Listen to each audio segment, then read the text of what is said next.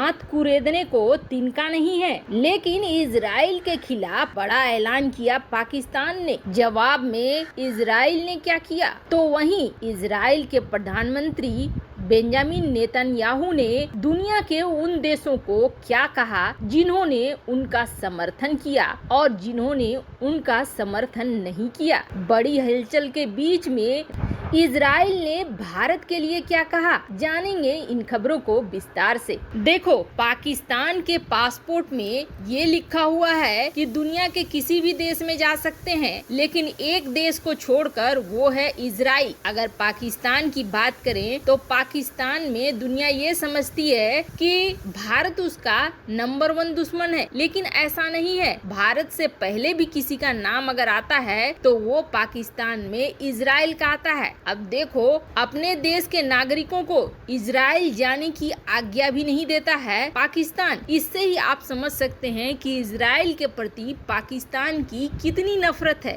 Israel को वह एक देश मानता ही नहीं है। पर मानने न मानने से क्या होता है, पाकिस्तान की हालत खुद ऐसी है कि आ गई तो सब्बे रात, नहीं तो काली जुम्मेरात। खुद खाने को लाले पड़े हैं, फिर भी तुर्की की पूंछ पकड़कर इजराइल के खिलाफ बोलने से पीछे नहीं हटता है पाकिस्तान। जहां 57 मुस्लिम देश एक साथ इकट्ठा होने के बाद भी इजराइल के खिलाफ नहीं उतर रहे हैं, बंदूक तान भी दें तो गोलियां नहीं चला रहे हैं, सिर्फ और सिर्फ आलोचना करके पीछे हट जा रहे हैं। ये इजराइल के अकेले की ताकत है। उन सब के बीच में पाकिस्तान के लिए, इजराइल के लिए पाकिस्तान के प्रधानमंत्री इमरान खान ने एक खास ट्वीट किया है। इमरान खान ने ये कहा है कि मैं पाकिस्तान का प्रधानमंत्री इमरान खान, हम गाजा के साथ खड़े हैं, हम फिलिस्तीन के साथ खड़े हैं। इसके साथ ही उन्होंने नोम चोम्स्की की एक कोटेशन को साझा किया है, जिसमें ये लिखा हुआ है कि तुमने हमारा पानी ले लिया,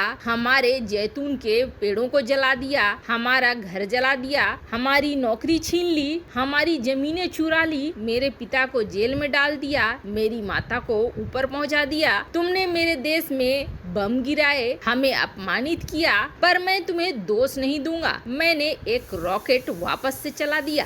अब इसे साझा करने का मतलब ही है पाकिस्तान के दिमाग में कितनी गंदगी चल रही है वो आप देखो। शांति की बात पाकिस्तान नहीं कर रहा है, बल्कि लड़ाई और खून खराबे की बात कर रहा है। मामला यहीं तक नहीं रुका। इमरान खान के दिमाग में इजराइल के प्रति जितनी भी गंदगी है वो निकल कर बाहर आने लगी। अब देखो, इजराइल के साथ पाकिस्तान की कई तरह की दुश्मनी है। एक तो दुश्मनी ये है कि वह एकमात्र दुनिया का यहूदी देश है जो अपने दम पर बाकी मुस्लिम देशों को किनारा लगाए हुए है, जिन्होंने कभी उसकी जमीनें हड़पने की कोशिश करी और उसे मिटाने की ही कोशिश करी थी, उन सबको 6 दिन में ही चटनी चटा दिया। तो वहीं दूसरा, इजराइल भारत का पक्के वाला दोस्त है और कारगिल से लेकर अब तक जब भी भारत के झमेले खड़े हुए हैं तब इजराइल सबसे पहले सामने आया है। बात कारगिल की करें तो उस समय भी इजराइल ने भारत को बहुत सारे हथियार मुहैया कराए, और जब चीन की बात आई तब भी बढ़ चढ़कर इजराइल ने भारत की मदद करी। भले ही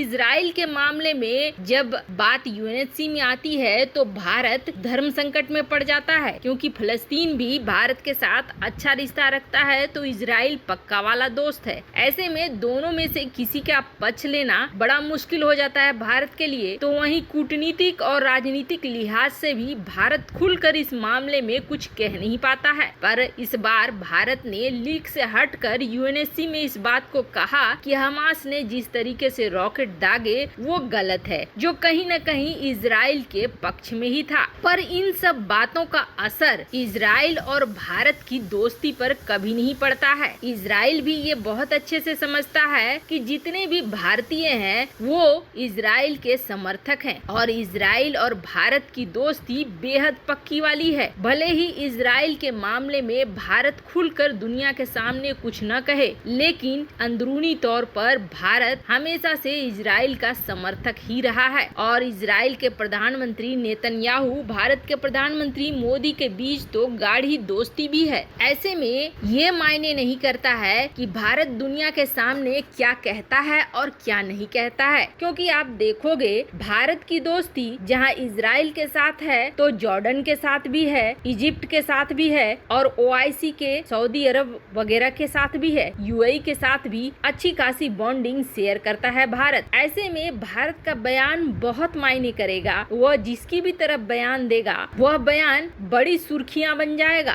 और बड़े रिश्ते बर्बाद भी कर सकता है और एक कूटनीतिक रूप से उथल पुथल भी ला सकता है, खास करके मिडिल ईस्ट के देशों से, जहां चीन मौके की तलाश में है कि मिडिल ईस्ट के देशों को भारत के खिलाफ कैसे भड़काया जाए। ऐसे में भारतीय स्टैंड बहुत ही ज्यादा महत्वपूर्ण हो जाता है। यही वजह है कि भारत के प्रधानमंत्री की तरफ से या विदेश मंत्री की तरफ से इस मामले में डायरेक्ट कोई मैसेज नहीं आया है, लेकिन दुनिया भी ये बहुत अच्छे से जानती है कि भारत और भारतीय इजराइल के साथ हैं। ये आप सोशल मीडिया में भी देख सकेंगे। पर इन सब के बीच में अब इजराइल के प्रधानमंत्री बेंजामिन नेतन्याहू का खास ट्वीट आया है सामने, जिसमें उन्होंने उन सारे देशों को धन्यवाद किया है जिन्होंने इजराइल का समर्थन किया है। इन देशों में अमेरिका से लेकर जापान, ऑस्ट्रिया और कई सारे देश हैं। करीब 25-30 ऐसे देश हैं जिन्होंने इजराइल का समर्थन किया है कि इजराइल ने अपनी आत्मरक्षा के लिए जो कदम उठाया है वो बिल्कुल सही है, लेकिन